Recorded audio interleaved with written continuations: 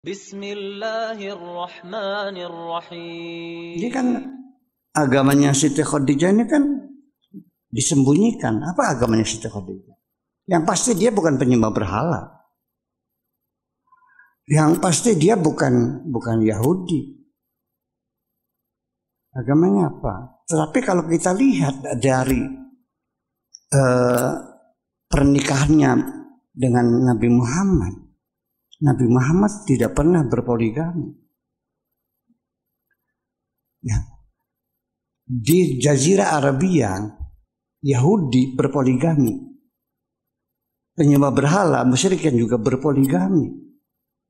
Orang Islam berpoligami. Yang tidak berpoligami agamanya apa?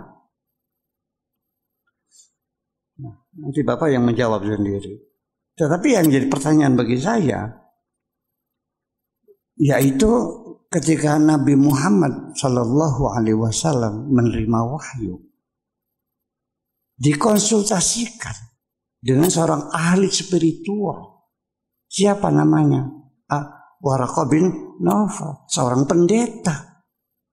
Nabi Muhammad, Nabi kita, mengkonsultasikan wahyu itu dengan seorang pendeta. Jadi Khadijah ini siapa sebetulnya? Ini jadi masalah. Ini sebetulnya ada yang disembunyikan. Ada yang disembunyikan. Ya. Jadi silakan kesimpulkan saja agamanya apa. Tidak mau dimadu dan mengkonsultasikan wahyu itu dengan seorang pendeta. Jadi agamanya apa? Kemudian juga ketika sahabat-sahabat Nabi Muhammad itu ditindas, diintimidasi oleh orang-orang Quraisy di situ. Terpaksa harus diungsikan, dihijrahkan, diamankan. Kemana? Ke Habasyah, kepada orang-orang Nasrani. Kemudian apa yang terjadi? Mereka dihormati di situ. Ada apa sesungguhnya ini? Alasannya pertama, ketika Nabi Shallallahu Alaihi Wasallam dapat wahyu, ya, maka Nabi itu diajak konsultasi ke sepupunya Khadijah, yakni namanya Waraqah bin Nawfal, ya, seorang yang ngerti dalam hal Nasrani. Cerita ini betul, ya, memang di dalam Sahih Bukhari, ketika Rasul dapat wahyu, beliau itu khawatir, ya. Kemudian dibawa oleh Khadijah ke Waraqah. Di antara perkataan Waraqah itu adalah lam ya'ti rajulun qattu bimisli ma ji'ta bih illa utiya. Tidaklah seseorang, ya, yang membawa seperti apa yang engkau bawa, ya, wahyu dari Allah lewat Jibril itu, nggak ada orang begitu illa utiya, kecuali akan disakiti. Wa iyyudrikni yaumuka, kalau aku menjumpai hari engkau seperti itu, saat engkau nanti disakiti umatmu, aku akan menolong engkau. Jadi karena membawa ke Waraqah. Yang kedua alasannya kenapa agama Siti Khadijah ini dianggap nggak jelas, itu adalah Siti Khadijah itu selama hidupnya tidak dipoligami. Dia katakan tidak mau dipoligami. Tapi kita nggak tahu apakah mau atau tidak, karena Rasul kan nggak ada riwayat menawari mau menikah lagi, nggak ada riwayat. Jadi dua ini alasannya. Konsultasi ke Waraqah, yang kedua tidak mau dipoligami, sementara adatnya orang Arab itu berpoligami, ya, Yahudi berpoligami. Ibu-ibu kalau ada yang tidak punya madu, hati-hati, itu bisa dituduh Nasrani itu. Karena gara-gara alasan nggak dipoligami, dikatakan ini agamanya seperti itu. Dan ini bahaya sekali, bahaya. Kenapa? Karena kita tahu Ummul Mukminin Khadijah itu adalah orang yang dijamin oleh Rasul masuk surga, bahkan diberitahu. Di dalam Sahih Bukhari dikatakan, ya, Basyaron Nabiyyu sallallahu alaihi wasallam Khadijata. Apakah Nabi memberi kabar gembira terhadap Khadijah? Qala na'am. Betul. Ini kata Abdullah bin Abi Aufah. Betul, ada berita dari Rasul memberi kabar gembira kepada Khadijah. Bi baitin min qasabin la sakhaba fihi wala nasab. Berita gembiranya adalah dengan surga min qasab, dari mutiara, yang di dalamnya tidak ada hiruk pikuk dan tidak ada kepayahan. Jadi Siti Khadijah itu dapat tempat di surga. Terus kalau kita kaitkan Siti Khadijah, andai betul kata dia bahwasanya dia nggak masuk Islam, Siti Khadijah ini nggak Islam, kesimpulannya kan orang nggak perlu jadi Islam untuk masuk surga, nggak perlu jadi Islam. Dan ini memang yang disimpulkan oleh Sidin. Jadi bukan hanya Islam aja yang selamat itu. Pakai alasan inna rabbaka huwa yafsilu bainahum yaumal qiyamati fima kanu fihi yakhtalifun. Sesungguhnya nanti di hari kiamat Allah juga yang memutuskan siapa masuk surga siapa enggak. Allah yang memutuskan apa yang mereka perselisihkan. Jadi itu dimaknai jangan merasa benar sendiri kalau jadi muslim. Nabi aja katanya nggak merasa benar. Nabi Muhammad itu orang yang dijamin benar oleh Tuhan, tetapi dia tidak pernah merasa benar. Ya Allah, kalau nggak merasa benar itu Nabi itu ngapain ngajak-ngajak masuk Islam? Bukan hanya yang orang Islam yang diajak. Pernah saya ceritakan di sini diskusi Nabi dengan Nasrani Najran. Orang yang beragama Nasrani diajak Nabi berdiskusi, ya, kemudian mereka tetap ngeyel, diajak mubahalah oleh Nabi. Itu ada di dalam Al-Quran, pendetilannya di dalam hadis. Dikatakan Nabi nggak merasa benar, gimana? Muncul dari mana itu? Padahal ayat ini itu kan berbicara, bisa dilihat juga dalam surah Al-Jathiyah, yakni wa atainahum bayyinatin minal amr famakhtalafu illa min ba'di ma ja'ahumul ilmu baghyan bainahum. Dan kami berikan kepada mereka keterangan yang nyata tentang urusan agama, maka mereka tidak berselisih melainkan sesudah datang kepada mereka pengetahuan dan karena kedengkian. Jadi para ahlul kitab itu memang berselisih tentang apa? Tentang Nabi Muhammad.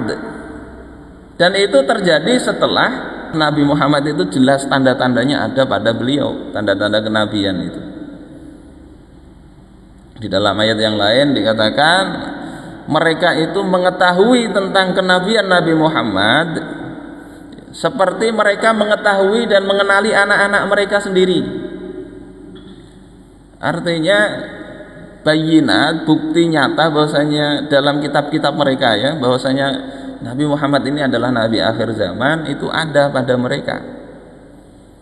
Sebelum Nabi Muhammad datang, mereka itu sepakat menunggu Nabi terakhir ini. Tapi begitu datang Nabi itu, mereka baru berselisih. Nah, inilah yang akan Allah hukumi nanti di hari akhir. Allah hukumi di sini bukan berarti nggak jelas hukumnya, ya jelas hukumnya. Yang menolak kenabian Nabi Muhammad itu tidak akan selamat. Itu i'tiqad kaum muslimin yang tidak boleh kita ragu. Di dalam Tuhfatur Raghibin, ragu itu bisa keluar dari Islam. Imam Nawawi Al-Bantani bukan hanya itu mengatakan orang Nasrani itu lebih baik dari sisi agama daripada agama Yahudi, itu juga bisa keluar dari Islam. Jadi hati-hati kita. Ini merubah sebuah tema dibawa ke tema yang lain. Terus yang berikutnya alasannya, ini kan Rasulullah menyuruh sahabat itu hijrahnya ke Habasyah ketika sulit. Lalu memang ada apa urusannya hijrah ke Habasyah? Di sana rajanya Najasyi, Nasrani agamanya.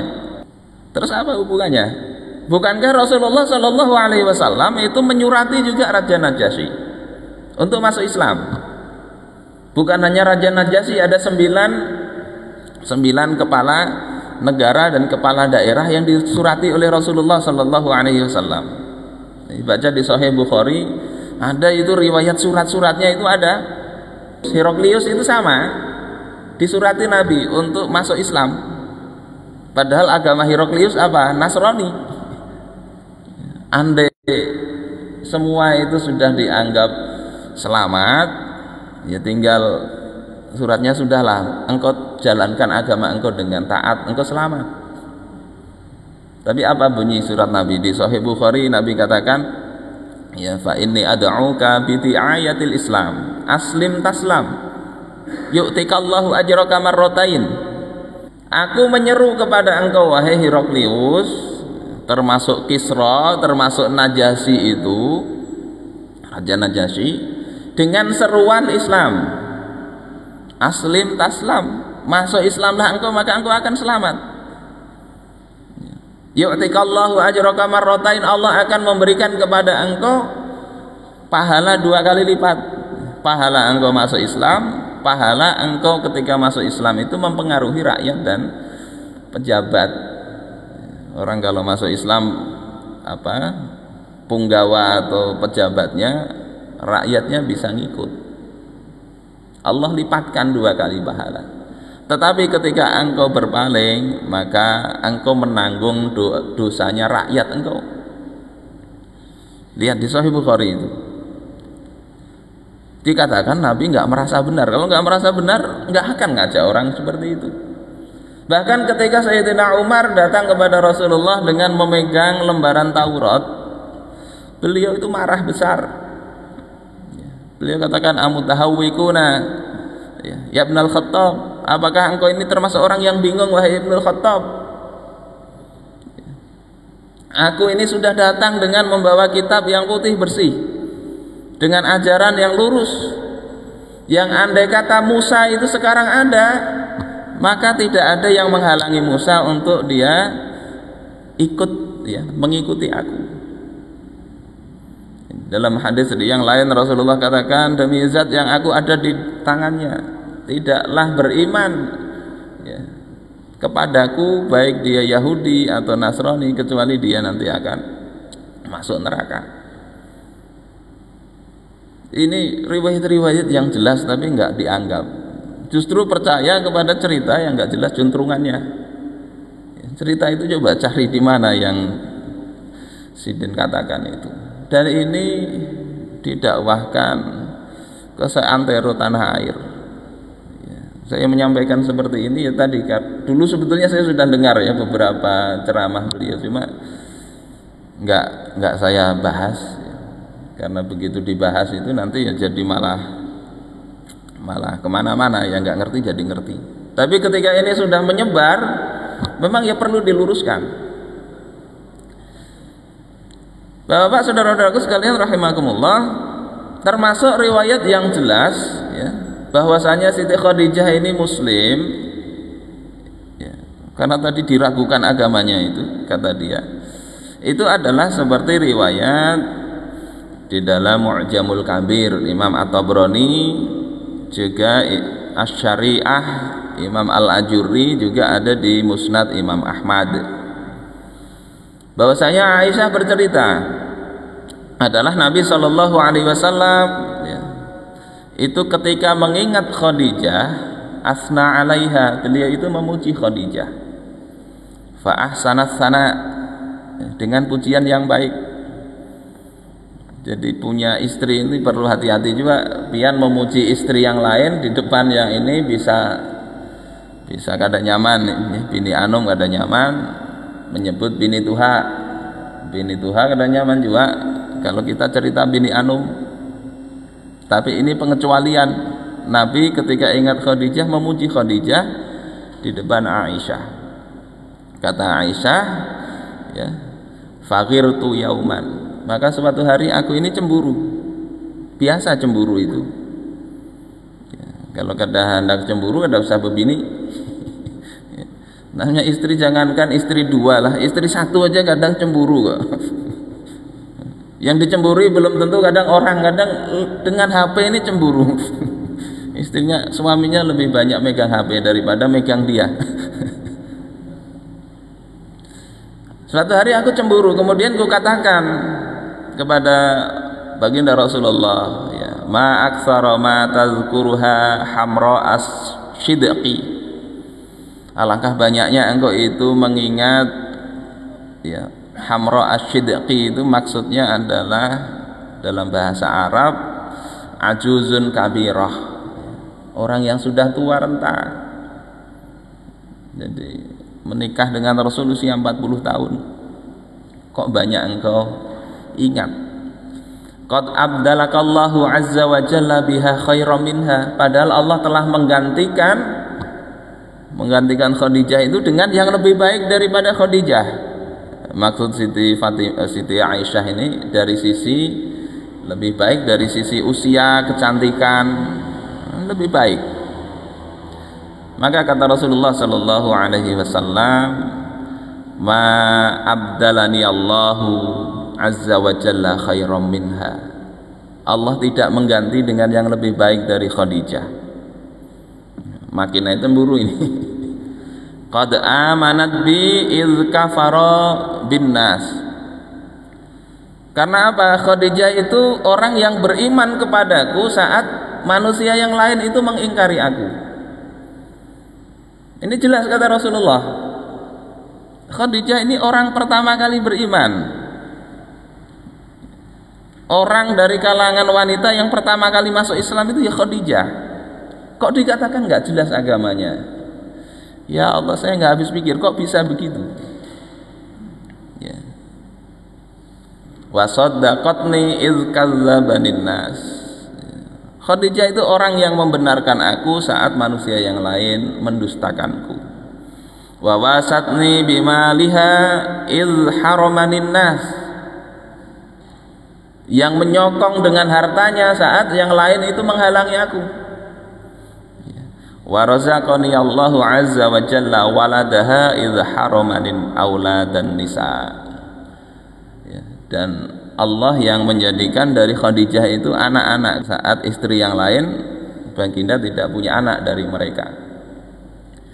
Bapak ibu-ibu sekalian rahimakumullah, ini dua poin yang bisa saya sampaikan dalam kesempatan kali ini. Dan sebetulnya pemikiran lain banyak juga yang kacau-kacau itu ada, cuma nggak bisa kita bahas dalam kesempatan kali ini. Tugas pian semua untuk, ya, kalau membaca seperti itu bagaimana supaya keyakinan pian kada goyah, itu yang terpenting. Atau kada usah dibaca sama sekali.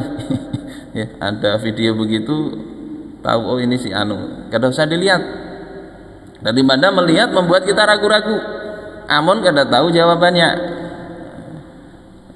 nanti ditakunakan pulang maulah kita gawian kita juga. Kita mencari literaturnya dari mana, sementara dia mungkin ngomong sembarangan.